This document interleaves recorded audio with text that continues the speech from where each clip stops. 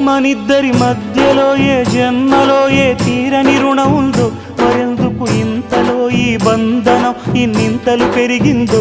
అమాయకమైన నీ చిన్నారి నవ్వును ఏ తల్లి కందో, ఇటే నీ దారి ఉందని నిన్ను ఏ సుడిగాలి పంపిందో. పాపం పుణ్యం దేవుడికెరుక, పేదకు దొరికిన బంగారు కణిక, పాలు వెన్నా లేవని అనక ప్రేమను తాగి తెరగవె చిలక.